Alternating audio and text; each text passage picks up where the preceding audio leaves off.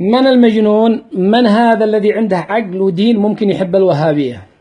أنا أبرأ إلى الله من الوهابية، وأعوذ بالله أن أكون وهابيا، ولا يمكن أن أكون وهابي وباطن الأرض أهون من ظاهرها من أن أكون يوم واحد ولو يوم واحد وهابي. الوهابية فسوق وضلال وكفر.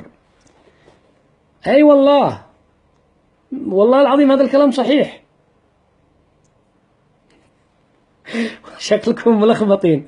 خليكم معي وركزوا على الأسماء، ركزوا على الأسماء بشكل مهم. سأذكر أسماء ضروري تركزوا عليها عشان تركبوا المعنى.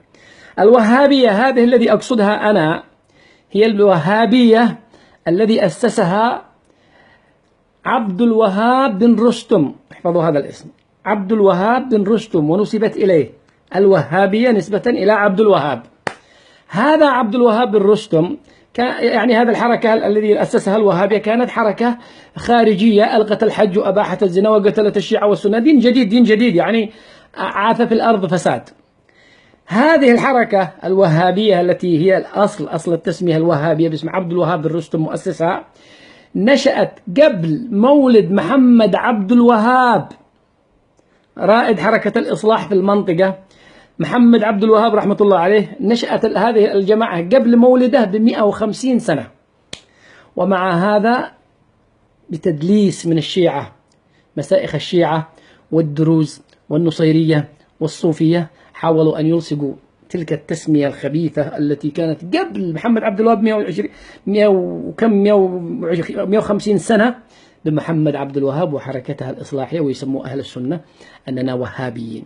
حتى لو جيت بالعقل هم يريدوا أن ينسبوها وكأنها دين جديد باسم الوهابية نسبة إلى محمد عبد الوهاب، الجهمية نسبة إلى الجهم بن مدري من، النصيرية نسبة إلى كذا، البهائية نسبة إلى بهاء كذا، سموها الوهابية. لكن محمد عبد الوهاب اسمه محمد، ولو كان المسألة تسمية وينسبوا الحركة إلى مؤسسها لكان اسم حركة محمد عبد الوهاب المحمدية، اسمه محمد، ما اسمهش عبد الوهاب.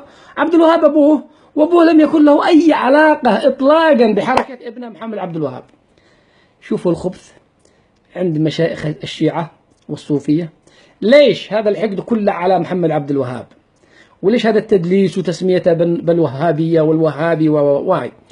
محمد عبد الوهاب جاء رحمة الله عليه والجزيرة والوطن العربي كامل انتهى فيه التوحيد تماما، ما عاد فيش إسلام، ما عاد إلا كهنوت وقبور وأولياء وعبادة أشجار وأحجار. يعني العقيدة السليمة انتهت، علاقة الناس بالله خلاص انتهت، ما بالله عن طريق الوساطات مشايخ الشيعة ولا مشايخ الصوفية.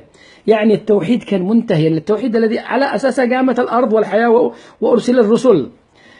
جاء محمد عبد الوهاب وأعاد الناس، أخرج الناس من عبادة الحجر والشجر والأولياء والقبور إلى خالقهم مباشرة، وأعاد الناس إلى العقيدة الصافية وإلى الإسلام النقي والتوحيد الصافي. إذا سألت فاسأل، ربط الخلق بالله بخالقهم، ما عاد في الشجر ولا حجر ولا قبور ولا شيء.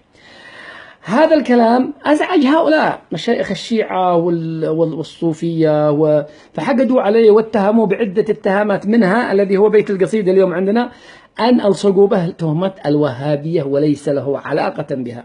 وهذا ليس للشيخ محمد عبد الوهاب علاقة بتسمية الوهابي أطلاقا، ولا له أي علاقة، لأن هؤلاء المدلسين الذين استعبدوا الناس بأنهم ظاهرات دينية كانوا يكسبوا أيضا أموال. الذي يريد تحبل مرته يروح له عند الولي يسكب له أموال، وهم هاد يعني في عائد اقتصادي قطع.